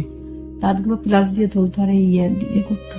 কিছু লোক আছে উনি ভাঁজ করতে পারেন না, এগুলো কি দিয়ে বাড়ি দিত? এগুলোতে এগুলো মানে বেতের লাঠি দিয়ে বাড়ি দিত, যাতে আপনি লিখতে না পারেন, কলম ধরতে না পারেন। এই যে আঙুল দুটো বাঁকা, এই যে এই কারণে ফেটে গিয়েছিল হাড় এখানে। বলুন তারপর। পড়ে গেলাম বিছানায়। তখন আমাকে ওই পুরো অবস্থাতে মারতে পারে না, শুধু মুখে আমাকে আঘাত করতো যে সাবধানে কাজ করতে পারো না, এই করতে পারো না, সেই করতে পারো না, এখন তোমাকে কে দেখবে, তোমার বাচ্চাদের কে দেখবে, খালি মুখে কিলাতো, কিলিয়ে আমার চলে যেত ঘর থেকে। আমার পরে রাগে মানে খুব বেশি চলে যেত। আর একটা বড় মহিলা ছিল কাজে, তার সাথে সে সারাক্ষণ এই সেক্স রিলেশনের মতো থাকতো। মানে কাজের মেয়ের সাথে? জি। আমার শাশুড়ি তখন আমার পুরো অবস্থা শুনে চিটাগাং থেকে ফিরে আসলেন বাড়িতে। আসার পরে আমার মেয়েদেরকে দেখাশোনা করতে লাগলেন। শাশুড়ি আর একটা কাজের মেয়ে রাখলেন, যেহেতু ওই অবস্থা হয়ে গেছে, এখন তোকে তো ট্রিটমেন্টও করতে হবে, বাচ্চাগুলোও দেখতে হবে। আমি ছেলেটাকেও কোলে নিতে পারি না, ছোট মেয়েটাকেও নিতে পারি না। বড় মেয়েটা আমার মল ফেলতো, আমি পায়খানা বিছানায় বসে করতাম। বড় মেয়ে সেবাটা দিত? আমার বড় মেয়ে আর একটা কাজের মেয়ে। আমার বড় মেয়ে তখন ক্লাস 6 আমার এই বড় মেয়েটা আমার জন্য তার 1 বছর লস দিল। 6 ওর পড়াশোনাটা হয়নি। ওর চোখে যখন পানি দেখতাম তখন আমার খুব কষ্ট হতো। নিজের প্রতিচ্ছবি দেখতে পেতেন? আমি তখন আমি বলতাম যে আম্মু তুমি আমাকে ক্ষমা করে দিও, আমি চাইনি তোমার পড়াটা বন্ধ হোক। তারপরে এইভাবে জানুয়ারি থেকে অক্টোবর মাস পর্যন্ত আমি বিছানায় ছিলাম। প্রচন্ড যন্ত্রণা, ঘা শুকোতে দেরি হলো, আমার পুরা শরীর বিকলাঙ্গ হয়ে গেল, ঠ্যাংগুলো সব কুজো হয়ে গেল, নখগুলো সব টান ধরলো। যখন আমি আর সুস্থ হই না, অক্টোবর মাসের 16 তারিখ 2004, সে আমাকে আমার 3টা বাচ্চাকে রেখে কুষ্টিয়ার কোর্ট স্টেশনের বারান্দায় ডাক্তারখানায় যাওয়ার নাম করে আমাকে ফেলে আসে। সেই রাস্তাতে স্টেশনে ফেলে আসে আপনাকে? আমাকে ফেলে আসে। ফেলে আসার পরে আমি 17 দিন ছিলাম ওই স্টেশনে। আমার ফ্যামিলির লোকজন কেউ জানতো না আমি কোথায়। কেন স্টেশনে আপনি থাকলেন? আপনি কেন বাড়িতে চলে আসলেন না? আমি তো হাঁটতেও পারতাম না নিজে। ওহো, আমি তো বিকলাঙ্গ, তখন পুরা অবস্থা, আমার পুরা ঘা তখন আমার সুখ হয়নি। কি করলেন ওই সময়টাতে তাহলে? আমি স্টেশনেই পড়ে থাকতাম। আমার শুধু একটা ম্যাক্সি পরা ছিল গায়ে, আর একটা গায়ে চাদর ছিল। ধুলা বালিতে আমার আপনার সঙ্গে আপনার সন্তানটা ছিল না? না, সন্তানগুলো সে আপনাকে ফেলে এসছে ওখানে আমাকে ফেলে ডাক্তার দেখানোর কথা বলে। সে তার সাথে তো আমি এখন সেক্স করতে পারি না, তাকে আমি সেবা দিতে পারি না, তার সন্তানদেরকে আমি সুস্থ রাখতে পারতেছি না। আমি তো এখন অথর্ব, অকেজ। আমি যাতে পচনশীল হয়ে মরে যাই সেটাই সে চেয়েছিল। তারপরে আপনি স্টেশনে কি করলেন ওই সময়টাতে? আমি 17 দিন থাকার পরে আমাকে কেউ ভিক্ষুক মনে করে 2 টাকা 1 টাকা দিয়ে যেত। ওটা দিয়ে আমি খুঁড়িয়ে পাউডারি কিনে স্টেশনের নলকূপ থেকে পানি খেতাম। এবং আমার নিজের চোখে আমাকে দেখতে হয়েছে আমার ঠ্যাঙের নিচ থেকে যে পচা মাংস ছিল, এই মাংস কুকুরে চেটে খেত। এই জিনিসটা আমাকে আমার জীবদ্দশাতে আমাকে দেখতে হয়েছে। এটা যে আমি দেখবো আমি কখনো কল্পনা করতে পারিনি। 17 দিন যখন অতিবাহিত হয়ে গেল, ধুলা বাড়িতে মশা মাছিতে ঘাগুলি আবার দুর্গন্ধ ছড়াতে শুরু করলো। তখন আমার বাবার বড় বোনের ছোট দেবর, উনি স্টেশনে দেখা মাত্র আব্বার কাছে ফোন করছে, বাবার কাছে, যে ভাই তুমি ভাত খাও কিভাবে, তুমি ঘুমাও কিভাবে, যে বাড়ির মেয়েদের পশমকে স্পর্শ করতে পারেনি সেই মেয়ে আজকে স্টেশনে পড়ে আছে, তুমি কল্পনা করতে পারবে না মেয়ের কি অবস্থা আজকে। এটা বলে সে ফোনটা রেখেই আমাকে কুষ্টিয়া সোনো টাওয়ারে ভর্তি করার পরে আমাকে ওখানে সেবা দেওয়ার পরে আমি 7 দিন থাকার পরে আমাকে বাড়িতে নিয়ে যাওয়া হয়। বাবা আসলো না কথা শোনার পরে? বাবা চলে আসলেন মাইক্রো নিয়ে, দুলাভাই চলে আসলেন, বড় বোন চলে আসলেন, সবাই আসলো। আসার পরে আমাকে ওখান থেকে সেবা দিয়ে 7 দিন পরে বাড়িতে নিয়ে গেলেন। বাড়িতে নিয়ে যাওয়ার পর যেহেতু সন্তান আমার কাছে নেই, আমার ওই 17 দিনে ক্ষুধা যন্ত্রণা, আমি এগুলো না খেতে খেতে আমি আর বাড়িতে আসার পরে আমি আর কারোর সাথে কথা বলতে পারতাম না। আমাকে কোনো কিছু প্রশ্ন করলে আমি চুপচাপ, আমি শুধু আমার চোখ দিয়ে পানি পড়তো। শুধু এই অনুভূতিটি আমার সেই সময় ছিল। তারপরে বাবা দেখলো যেটা সমস্যা, তখন এইভাবে আমার অক্টোবর নভেম্বর ডিসেম্বর মাসগুলো চলে গেল। জানুয়ারি ফেব্রুয়ারির দিকে বাবা আমার পাসপোর্ট তৈরি করলেন, আমাকে ইন্ডিয়াতে নিয়ে যাবেন ট্রিটমেন্টের জন্য। আমার শরীরের আর কোনো উন্নতি হচ্ছে না। হাজবেন্ডকে খবর দেয়নি? হ্যাঁ দিয়েছিল, বাবা গিয়েছিল 2 বার, বাবাকে অপমান করে বের করে দেয়। তারপরে মে মাসে আমি আমার পাসপোর্ট হাতে আসলো, জুন মাসের অর্ধেক টাইমে ভিসা পেলাম পাসপোর্টে। তখন বাবা আমাকে নিয়ে সুদূর মাদ্রাজ গেলেন ট্রিটমেন্টের জন্য। অ্যাপোলোতে ভর্তি করলেন আমাকে, কারণ আমার তখন পুরা আমার নার্ভ গুলো তো শুকিয়ে মানে ওই যে কুচিয়ে তো আমি খাটো হয়ে গেছি, এতটুকু হয়ে গেছিলাম। আমি লাঠি ভর দিয়ে চলতাম। তারপর ট্রিটমেন্ট চললো কতদিন ওখানে? ওইখানে চললো, আমি ছিলাম ওইখানে 25 দিন ছিলাম। আচ্ছা। ওইখানে ট্রিটমেন্ট করাকালীনই আবার চোখটাকেও দেখানো হলো। চোখেরও তো তখন খুব ভয়াবহ অবস্থা। শঙ্কর নেত্রালয় দেখানো হলো। দেখানোর পরে শঙ্কর নেত্রালয় থেকে বললো যে লেসিক করতে হবে, লেজার লেসিক করতে হবে, করলে চোখটাতে পাওয়ারটা একটু কম থাকবে, তখন ইজি হয়ে জীবনযাপন করতে পারবে। পরে আমি ফিরে আসলাম দেশে। ফিরে এসে আমি মামলাতে অংশগ্রহণ করলাম, সুস্থ হলাম। মামলা করলেন? হ্যাঁ জি, জজ কোর্টে গিয়ে মামলা করলাম, চুয়াডাঙ্গা জজ কোর্টে, আমার সেই মামার কাছে। করার পরে সে অ্যারেস্ট হলো। আমার সন্তানরা আমার কাছে আসলো, কোর্ট রায় দিল যে আমার 3টা সন্তান আমার কাছেই থাকবে, তাদেরকে প্রতি মাসে 6,000 টাকা খরচ দিতে হবে। আপনি কি মামলা করলেন? নারী নির্যাতন মামলা? জি। তারপর তাকে অ্যারেস্ট করে কি করা হলো? অ্যারেস্ট করে সে 7 দিন ছিল জেলখানাতে। তারপরে বের হয়ে আসলো? সে জামিনে বের হয়ে আসলো। কিভাবে বের হলো সে? সেটা তো তার বলছে তো হবে, এটা তো নারী। আপনি পরবর্তীতে কোর্টে গিয়ে আবার আপিল করলেন না যে কেন বের হলো সে? হ্যাঁ করেছিলাম। তারপর করার পরে তখন একটা কথাই সে বলল যে তোমার যে বিয়েটা, সেই বিয়েটাকে তোমার বাবা দেখাচ্ছে যে তোমার প্রথম বিয়ে হলো 91 সালে, সেটা ঠিক আছে, সেটা তো আমিও জানি, বাট সেই কাগজটা কিন্তু তুমি উত্থাপন করলে না, এটা আমার বাবা করতে দেয়নি। যেহেতু তো ওই বিয়ের পরে যে ডিভোর্স লেটারটা আছে সেটাতে আমার অবৈধ সন্তানের কথা উল্লেখ আছে। আচ্ছা। সেই বিয়েটাকে আবার নতুন করে আমি যখন দেখালাম যে আমার প্রথম বিয়ে, দ্বিতীয় বিয়েটাও যখন দেখাচ্ছে প্রথম, তাহলে বাচ্চাটা আসলো কোথা থেকে? এটা একটা বিশাল একটা প্রশ্ন আইনের কাছে। ওকে। এই ফাঁকের কারণে সে জটলা তৈরি করে সেখান থেকে বের হয়ে গেল। কতবার যে আজকে আমার গা শিউরে উঠেছে এই স্টোরি শুনতে গিয়ে। মানে মানব জন্ম বৃথা বলে একটা শব্দ আছে, কিছু বলার নাই। এখন পর্যন্ত আমার কাছে মনে হয়েছে এটা একটা বৃথা জন্ম। সমাজ নেই, আইন নেই, পরিবার নেই, কেউ নেই এই ভদ্র মহিলার পাশে। ওয়াই শি ইজ সার্ভাইভিং, মানে হাউ শি ইজ সার্ভাইভিং, মানে কিছু বলার নেই। তারপরে মামলাতে সেইভাবে যখন জামিন নেওয়ার পরে আমার কাছে তো বারবারই, আমি যতবার আমার আপিল করেছি ততবারই রায় আমার দিকে এসছে। তার যে সে তার যথাযথ যে মানে দায়িত্বগুলো পালন করবে, সন্তানরা বড় না হওয়া পর্যন্ত মায়ের কাছেই থাকবে এবং সন্তানদেরকে সে নিয়মিত খোরপোশ দিবে। সে শুধু 60,000 টাকা দিয়ে পালিয়ে গেল, আর ফিরল না। সে আর কোন মামলার মানে হিয়ারিং এ পালিয়ে গেল, মানে দেশের বাইরে চলে গেল? কি দেশের বাইরে আবার চলে যায়? ওকে। দেশের বাইরে যখন চলে যাবে তখন এটা আমি শুনতে পাই, তখন আমি এয়ারপোর্টে এসে আটকানোর জন্য আমি চেষ্টা করেছিলাম একটা, কিন্তু আমার বাবার কারণে আমি এটা ফেল করে যাই। বাবা কি করলো? আমি যেদিন আমি শুনছি যে সে চলে যাবে, আমি